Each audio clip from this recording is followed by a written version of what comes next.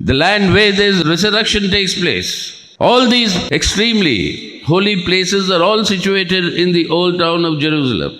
And this year, for the first time, I think, in the history of our memory, that the Christmas could not be observed traditionally as it would be observed in Bethlehem, the place of the birth of Jesus Christ. So even they have been denied their rights. So this is something which has universal condemnation. This is a barbarity against humanity. This is not only targeting the Palestinians, of course it is targeting the Palestinians, but it is actually barbarity against humanity and against the entire traditions that we have been observing. And these cities and towns of ancient Palestine which find mention not in the New Testament but in the Old Testament. Towns like Hebron, the first township in the world to have a covered roof marketplace that is known as the souk. If you go into the Arab civilization, this Hebron is also the place of very ancient Christian and Judaism, historical evolution traditions, and also the tomb of Abraham is there in Hebron. I had the fortune to visit Hebron some years ago, some 10 years ago. And in Hebron, the tomb of Abraham, on whose, mentioned from the gods, that you have the rock in Jerusalem on top of which there is a dome now, the dome on the rock, as it's called, that is next to Al-Aqsa Mosque. That Abraham's tomb is divided. That Jews will go from one side to pay their obeisance to Abraham and Isaac, and on the other side, the Muslims will go to pay their homage to Abraham and Ismail. So this twin tradition that is born out togetherness, that has now been divided because there have been terrorist attacks not by Palestinians or Arabs, but by the Jews, inside a common prayer that was taking place with Muslims and the Jews together at one point of time. That attack led to this segregation. So what we got to understand is, this is civilization being torn apart. You're tearing up civilization for your own benefit, and what is that benefit? That we'll have to properly understand. What is the benefit that Israel wants? That we have to properly understand. So what is the objective that Israel is seeking? That to expel every single Palestinian from the original state of Palestine that was divided by the French and the British. The two areas, that is Gaza Strip and the West Bank. From that, today the merciless bombardment of the Gaza Strip, they want to drive out all Palestinians to go and live in other Arab countries as refugees. In the West Bank, they are resettling the Jews from different countries, occupying Palestinian lands, taking over their properties, so that Palestinians will have no option but to leave the West Bank. So the net result is that you expel the Palestinians from both the West Bank and Gaza Strip through this barbarity and through this military attacks, and the West Bank through occupation. And in this way, they want to leave the entire Palestinian population as stateless people, wandering as refugees in various parts of the world. This is the biggest crime against humanity that is being committed. And that is the objective that Israel wants, because this is a mineral-rich area. This is an area of tremendous resources, and this is an area of historical and religious prominence. And this is something that Israel wants to control. But Israel is able to succeed in its designs only because it has the complete support of imperialism led by the United States of America. The USA is liberally funding Israel in this genocide against Palestinians. The entire NATO alliance has come in support of Israel against the Palestinians. All the important European countries, imperialist countries, have all extended their support to Israel, saying that Israel is taking retaliatory action against terrorist attack. No retaliatory action as terrorist attack can justify this genocide and this scale of human massacre. But they are doing it because of their own interests. And what are those interests? Economic interests? Because of the Jews' influence of the Jewish community, both in the USA and in Europe, and also to control the entire Middle East. To control the entire Middle East and subdue your Iran, subdue your Syria, subdue all the powers that they are there in order to control that rich, oil-rich area in the world. It is in pursuit of this that they are all encouraging and financing Israel. So this is not a war not a war unleashed by Israel against Palestinians alone. This is a war unleashed by imperialism through Israel against humanity, against humanism, and therefore this is an absolutely imperialist supported Israeli genocide.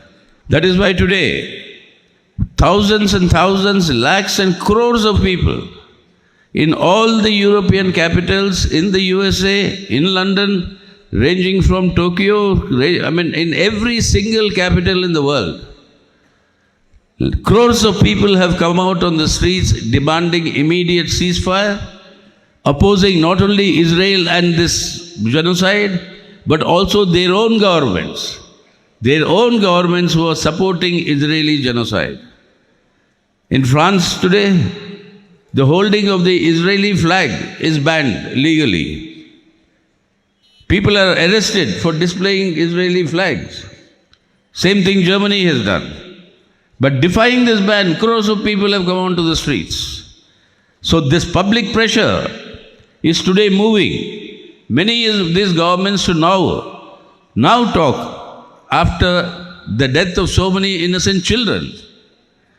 And they are now saying immediate humanitarian pause. Not a full ceasefire. They want a humanitarian pause in order to meet the anger of their own people. What we must say very clearly, the Indian people and the CPIM is very clear. It is not humanitarian pauses. This genocide must end now. There has to be an immediate unilateral ceasefire by Israel, and that is the only way that you can save humanity and human civilization, and that should be our demand, an immediate unilateral ceasefire by Israel. But unfortunately, our central government, the Modi government, immediate reaction was to extend support to Israel. But it took more than 2 weeks after that to reiterate India's traditional support to the Palestinian cause. India's support to the Palestinian cause predates our independence. All of us know what Mahatma Gandhi said about Palestine, about their right to their homeland, etc. But we have always taken the position that we want an end to this conflict and a two-nation solution with East Jerusalem as the capital of the Palestinian state. That is India's official position. But it took a long time for them to assert that, because for the last 10 years, what has been happening under the Modi government is the strengthening of the nexus between USA, Israel and India. This US-Israel-India nexus, that nexus is something that the Modi government has been promoting to advance its own interests. And what are these interests they want to advance? By promoting greater relationship with Israel. And that is the ideological affiliation or the ideological closeness between Zionism and Hindutva. Ironically, the entire Holocaust that is recalled of the atrocities against the Jews by Hitler and the Hitlerite fascism, that entire Holocaust and the attacks against the Jews was mounted on the basis of an ideological foundation of the supremacy of the Aryan race. The Aryan race supremacy led Hitler to attack all other, what he called inferior races. And among the inferior races, he targeted Jews as the main target. And that was the attack which led to these horrible and horrific anti-human holocausts of the Jews that took place under fascism, under Hitlerite fascism. But what was the essence? The supremacy of the Aryans over the others. And in order to achieve that supremacy, target and attack the Jews. Today, what is the irony? Zionism is precisely the same element of the supremacy of the Jews over the others. This is exactly the reverse image or the mirror image of the Aryan supremacy which targeted the Jews. And here is the Jew supremacy which Zionism promotes, that is targeting the Arab Muslims and Islam. And the most ironical thing in history is that the Jews were discriminated against by everybody in the world, in Europe, in the US, etc. The only race that did not discriminate against the Jews, in fact, lived with them, coexisted with them, and lived together were the Arabs. The Arabs were the only race that actually allowed the Jews to live together harmoniously. It is the Arabs that are being today targeted by Jews and by Zionism. The essence is what? Supremacy of one particular religion, race, and that should target all other minorities. Aryan superiority targeted the Jews. The Jew superiority is targeting the Arabs. And here lies the affinity between Zionism and Hindutva. Hitlerite fascism talked of the supremacy of the Jews. Zionism talks of the supremacy of the Jews. Hindutva talks of the supremacy of the Hindus. It is not the Hindus so much as the Hindutva consciousness. And it is this supremacy that leads to the exclusion of all other minorities. The hatred against the Jews generated by Hitler and the Aryan supremacy, the hatred against the Arabs generated by Zionist and Jew supremacy, is the hatred against minorities generated by Hindutva and this ideology of supremacy. And that is the affinity between Zionism and Hindutva. And exactly they think that they have to learn from Israel on how to deal with the minorities in India today, and we should learn from Israel of how they are treating the Palestinians and the Arab Muslims, and from that to learn lessons for us in India. The RSS guru once said that they have to learn from Hitler of how he purged Germany of the anti-Germanic races, how Hitler purged Germany out of the anti-Germanic races. If this is the learning that has to be done, learn from Germany about how they purged anti-Germanic, learn from Zionism how to purge the Arab and the Arab Muslims and the Palestinians, and Hindutva today, its attitude towards the minorities is exactly that. In essence, what does it say? Every one of them will say, my God is better than your God. Whereas all humanism believes there's only one God. You have different paths to reaching that God. Like Adi Shankara said, like Srinarayan Guru said, like different rivers flow in different paths to merge in the same ocean. Different people travel through different paths to merge into the ocean of humanity or humanism. It is this entire concept that is being shattered today. Shattered in Israel by Zionism, shattered in India by Hindutva, and it is this, that oneness of humanity that Sri Narayan Guru talked of, that is being completely destroyed. So this is the larger issue we must understand, which we all will have to protect in order to protect the humanism that is elementary in all of us. That is why to achieve this objective, both Zionism and Hindutva, they rewrite history. They destroy our historical evolution. The textbooks are changed. New history is invented. And that is based on the spread of hatred against the minorities and hatred followed by violence against the minorities. The methodology is also the same. The sort of a hatred that is there against the minorities in India today, the violence that is unleashed against innocent youth of our minority communities, all in the name of a distorted history or a distorted civilizational ethos. All these are the common methods used by Zionism and Hindutva. And that is why there is a great affinity that you can find between Hindutva and Zionism, and which explains the Modi government's and our Prime Minister's initial reaction in support of Israel and continued support of Israel in this particular action. Therefore, that oneness of humanity has to be preserved. And as I've always said, whenever I come to Kerala, I travel in many parts of India, but the only place where I come to in Kerala is the only place where nobody asks me my religion, my caste, my place of coming. I am treated as a human being, and Malayalis treat every human being as an equal human being. And that is the richness of Kerala, and that is your quality. Now that has to spread to rest of India. Yesterday I was traveling from Delhi.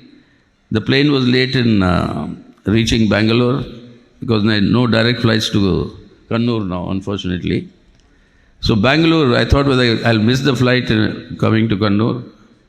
But then in that whole, hurry, but a youth, a Malayali youth came and said, who recognized me? I mean, that's the unfortunate part, people recognize me. So he came and offered help.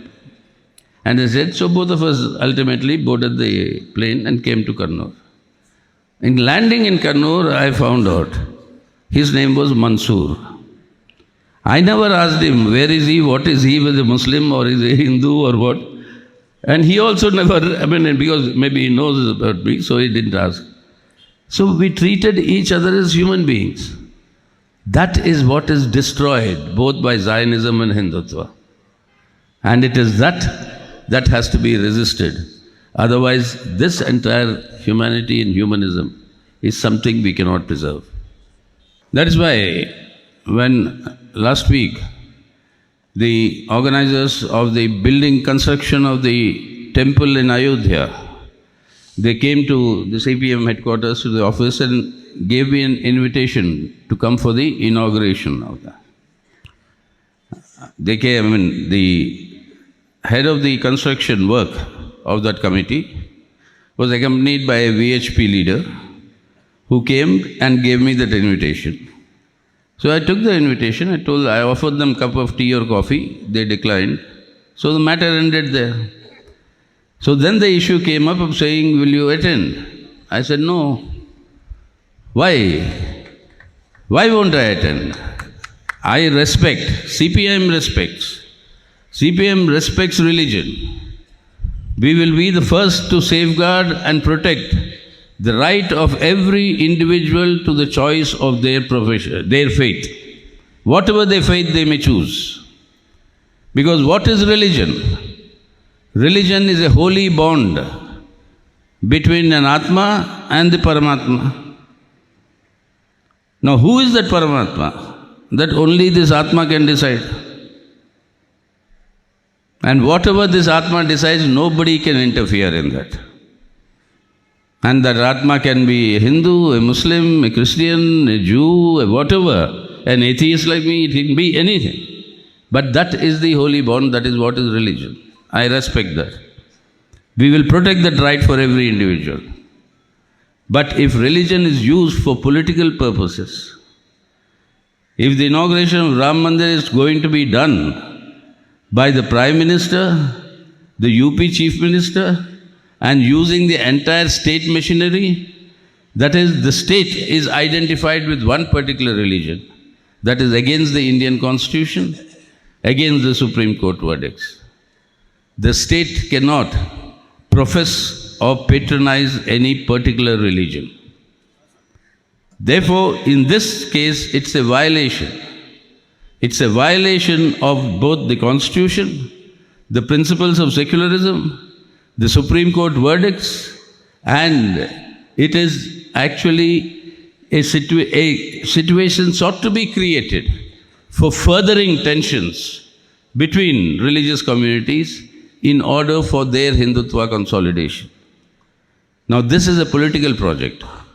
I said, with all due respect to religion, with all due respect to everybody's right to choose their religion, thank you very much. So sorry, I will not be attending that thing. So this has to be the attitude. That is the only way, like you all practice in your life, whether you believe it in it or not. In practice, in Kerala, when you're moving around, you don't look around to see whether the next person is a Hindu or a Muslim or a Christian or who it is. As long as it's a good human being, yes, you get along. That is what society and humanity must be. So that is where this is a much larger struggle. Our solidarity with the Palestinians means our solidarity with humanity, means our solidarity with humanism. And that is what we have to uphold today when that is being torn asunder for their sectarian ideological objectives. So that is why I am confident that all of you in Kerala, who have always taken the lead in giving a new direction to Indian politics, will do that also in the coming big political battle that we have to face in our country today, to preserve, as I said, finally, to preserve humanism and to preserve human values. And that has to be preserved, means the sectarian violence of communal forces has to be defeated. Without that, we cannot preserve humanism and the essence of humanism. So I'm sure you will join this larger battle as you have always done and shown a direction to politics in India. With that confidence, I'll take leave of you. Thank you. Thank you very much.